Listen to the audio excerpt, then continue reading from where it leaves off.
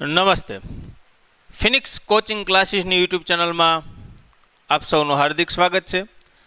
આજે વિજ્ઞાન ટેકનોલોજીમાં એક કોષીય પ્રાણી સંપોષણ પદ્ધતિ આપણે સમજવાની છે.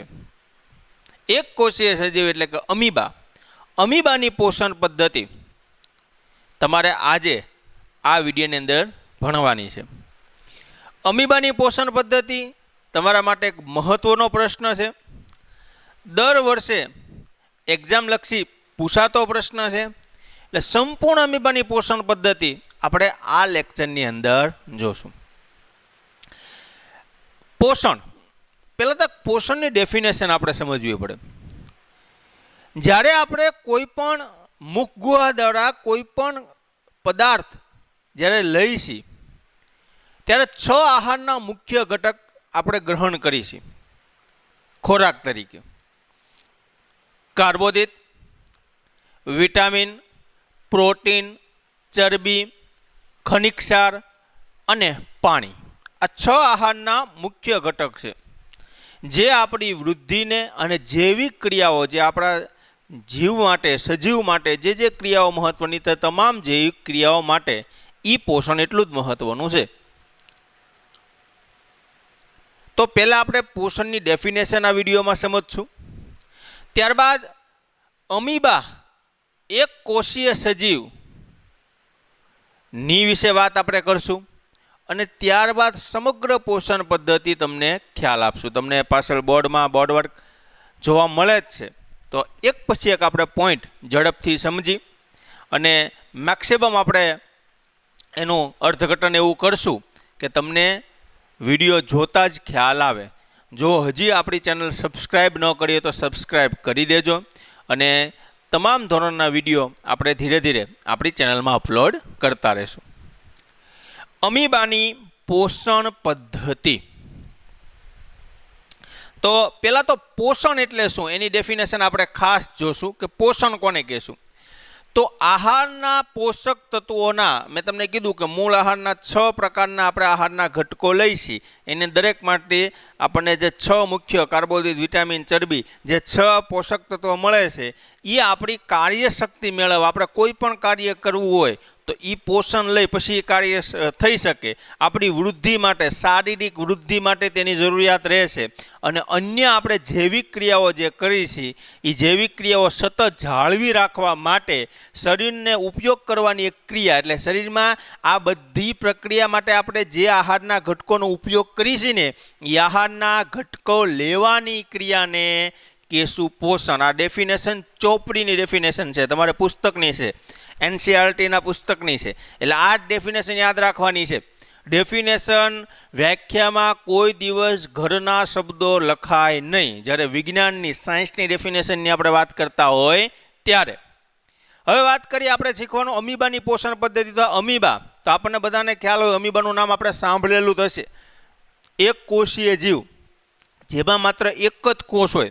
આપણું આખું શરીરનું બંધારણ આપણે ભણેલા છીએ કે આપણે ઘણા બધા કોષો ભેગા થાય, એમાંથી પેશી બને, એમાંથી અવયવ બને, એમાંથી તંત્ર બને. ત્યારે આપણું શરીર એક જટિલ ઘટક છે.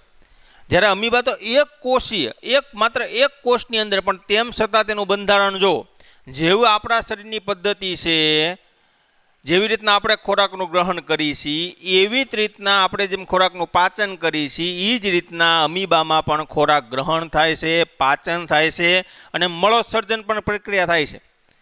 તો એ આપણે ખાસ આ વિડીયોની અંદર આપણે જોશું.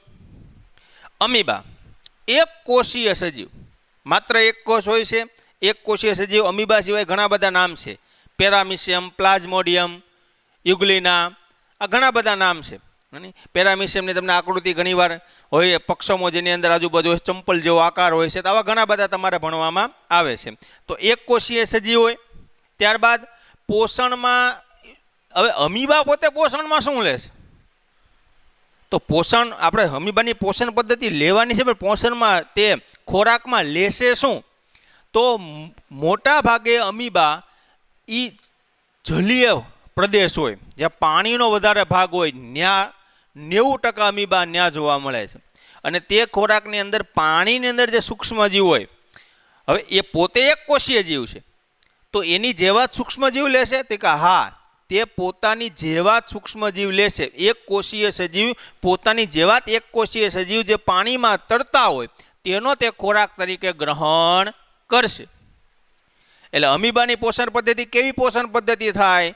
તો પ્રાણી સમ, પોતાના જેવો, સમ એટલે સરખો, પોતાના જેવો જે પ્રાણી ખોરાકમાં ગ્રહણ કરે એ પોષણ પદ્ધતિને આપણે પ્રાણીસમ પોષણ પદ્ધતિ. 3 પ્રકારની પોષણ પદ્ધતિ આવશે.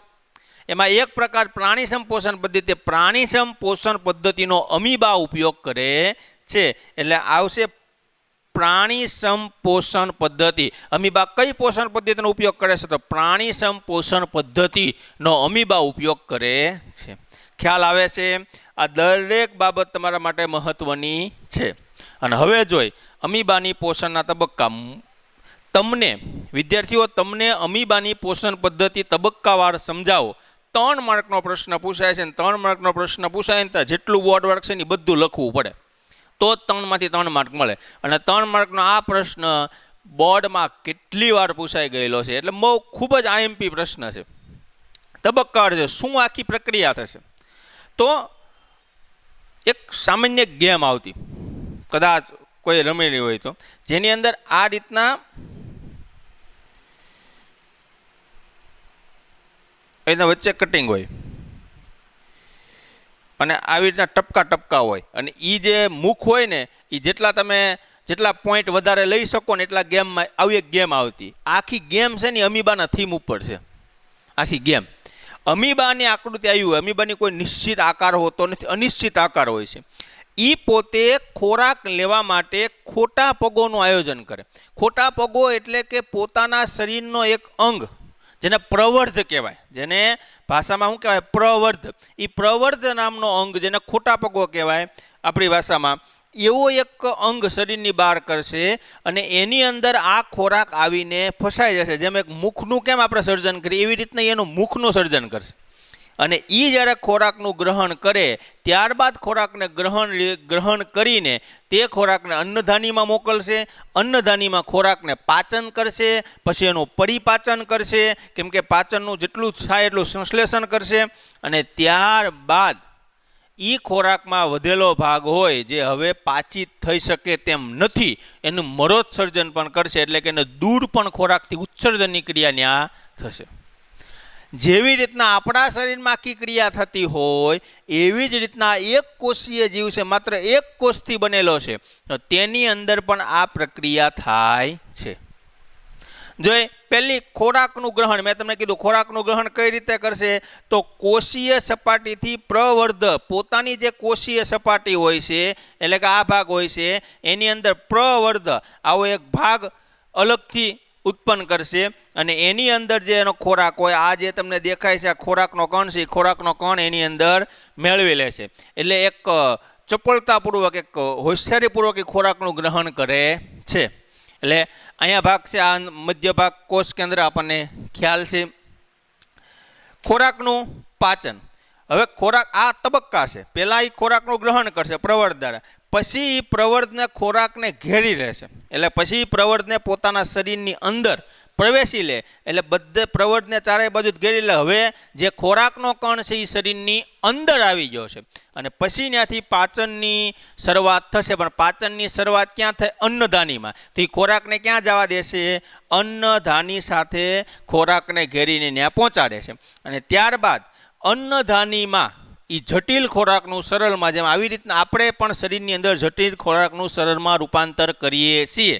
રેડી? એમાં એના માટે ઘણા બધા સંશ્લેષણો આપણા શરીરમાં, સમગ્ર મનુષ્યનું પાચન તંત્ર આપણા જ ચેનલમાં વિડીયો છે, એમાં આપણે આ બાબત જોઈ હતું. તો એ જટિલનું સરળમાં રૂપાંતર કરશે પદાર્થોનું, અને એ રૂપાંતર ક્યાં થશે? તો અન્નધાનીમાં થશે. ક્યાં રૂપાંતર થશે? અન્નધાનીમાં રૂપાંતર થશે. અને છેલ્લે મરોત્સર્જનની ક્રિયા, એટલે કે જે ખોરાક હવે અપાચિત છે, જેનું પાચન થઈ શકે તેમ નથી, એને ખોરાકને એ દૂર કરશે. તો આખી પ્રક્રિયા એવી રીતના બની. ખોરાકનું ગ્રહણ થયું, ત્યારબાદ ખોરાકનું પાચન થયું, ત્યારબાદ ખોરાકનું શોષણ થયું અને ત્યારબાદ ખોરાકની મળોત્સર્જનની ક્રિયા થઈ. આકૃતિમાં સમજી તો આ સામાન્ય અમીબાની આકૃતિ છે. આ આકૃતિ ખોટા પગો આધારિત બીજી આકૃતિ છે. અને થર્ડ આકૃતિ ખોરાકનો કણ તમે અંદર પ્રવેશી ગયો છે એ આકૃતિ તમને દેખાડવામાં આવે છે. અને ચોથી આકૃતિ જો આપણે દોરવી હોય તો પછી ખોરાકનો કણ દેખાશે જ નહીં, કારણ કે એ પાચિત થઈ ગયો છે. એટલે સેમ ટુ સેમ ફર્સ્ટ આકૃતિ. આમ 4 આકૃતિમાં પણ તમારે વિભાજિત કરવું પડે. તો આની આકૃતિ પણ દોરવી જરૂરી છે. ત્યારબાદ આ સમગ્ર બોર્ડ વર્ક છે એ બધા સ્ટેપ લખવા પણ જરૂરી છે. ત્યારે આપણને 3 માર્કના પ્રશ્નના રોકડા માર્ક મળે. અમીબાની પોષણ પદ્ધતિ ધોરણ 10 ચેપ્ટર નંબર 6 ની અંદર આ પ્રશ્ન બહુ મહત્વનો છે. અને જે બાળકો આપણા યુટ્યુબ સાથે એટલે કે આપણી સંસ્થા સાથે જોડાયેલા જ છે એ બાળકો તમામ વિદ્યાર્થીઓને હોમવર્કની અંદર આ જેટલું બોર્ડ વર્ક છે એ બોર્ડ વર્ક 2 વાર લખવાનું રહેશે.